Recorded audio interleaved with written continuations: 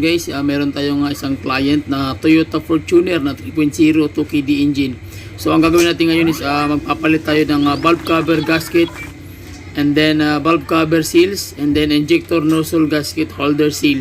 So ito yung mga main cause ng mga problema kung bakit nagkakaroon ng mga oil leak mula sa taas. Magugulat kayo, may tumutulong mula doon papunta sa baba. Okay, so isa yan sa mga oil leak. So tara, check natin ang basic tsaka pointers kung paano ma-address yung mga problema ng oil leak. So okay, tara, let's go.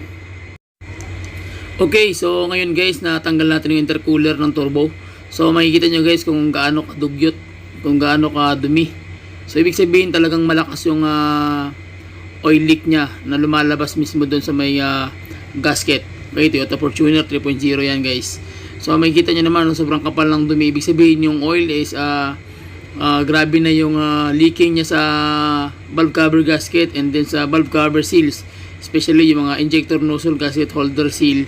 Yun din na nagiging main cause ng oil leak.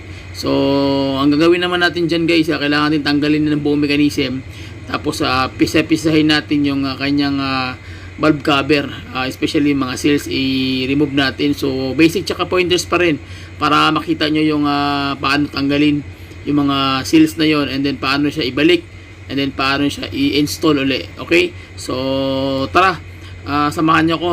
So let's go. Okay, so ito na yung turbo intercooler guys, tatanggalan natin, and then makikita nyo naman sobrang dumi rin, so lilinisan din natin yan. So ayan yung kanyang valve cover. So kita mo sobrang dumi, so talaga makapal. So ang gawin natin ngayon guys, tatanggalin natin yung tatawag na injector nozzle gasket holder seal. Ito yan. So sira na yan sa guys, so kailangan talaga siyang palitan dahil tutong na siya. Okay, then sunod natin papalitan naman is yung tatanggalin natin itong kanyang valve cover gasket. So ito naman yung main cause talaga ng oil leak. Ibig sabihin dito na dumadaan yung oil natin pababa. So since mula pagka brand new, hindi pa talaga ito napalitan. Kaya makikita mo naman yan dahil ito 2013 model to, hindi pa talaga nabuksan. So mapalad tayo dahil tayo yung unang nakabukas ng engine. So ako proud ako niyan guys, basta ako una nakakabukas ng engine. So yan ang mga papalitan nating gasket. Okay, so dito kami ngayon sa auto shop. Yan, makikita nyo guys, so may mga paninda dito ng mga puro parts and then mga oils. So ang gagawin natin na ito na yung injector nozzle gasket holder seal. So ito yung 4 na piraso na nakahawak doon sa injector ng nozzle niya guys. So yan, brand new na siya. Okay, so makikita nyo naman yan yung luma, talagang sira na siya. Okay, and then sunod natin bibilhin is yung valve cover seals. Ito yung nasa top guys, may butas mismo yung nakakonect naman doon sa injector sa taas, sa may malapit sa kanyang electronics na socket. Okay, so yan bago na rin yan, 4 na rin yan. So makita nyo, kinabit na rin natin para mas mabilis, para diretso lang yung tira natin. So bago na yan, brand new na yan, and then pati yung kanyang injector nozzle gasket holder seal, kinabit na rin natin para dire-diretso na.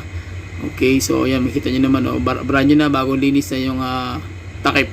So mabilisan lang to guys, basic tsaka pointers lang yung tira natin na video clip para hindi ganong mahaba yung video natin. So makuha natin yung mga pinaka primary.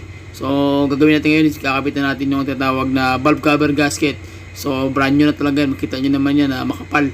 So itong valve cover gasket na ito guys, so same lang sila ng takip ng 2KD engine high ace. Oo, pares halos same lang sila, pero iba yung 2.5 naman yun, pero halos mag same lang sila 2KD kasi ito na na high ace na nabili namin. Pero at least same lang yung sukat, okay lang yun. Pero pagdating sa ibang parts, so kailangan specific talaga.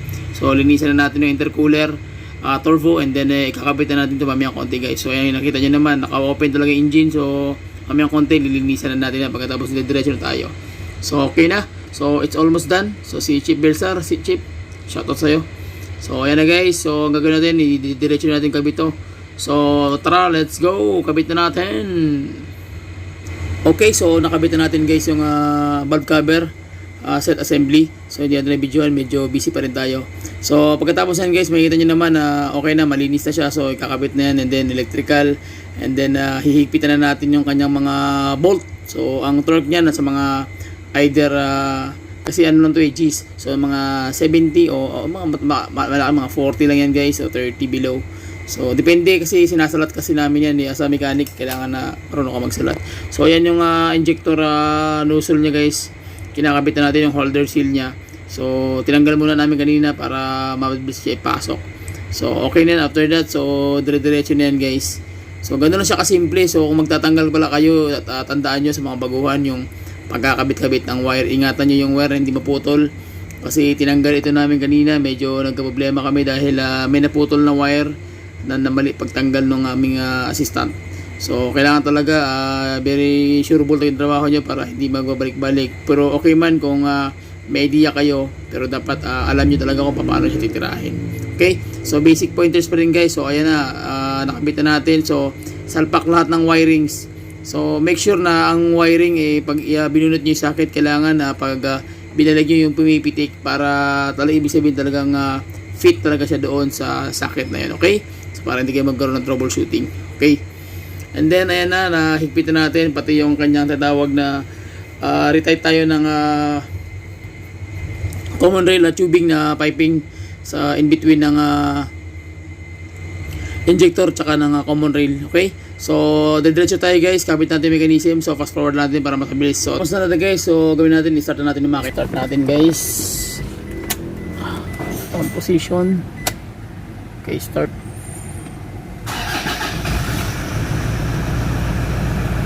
Okay na, so doon tayo sa hood. Tara.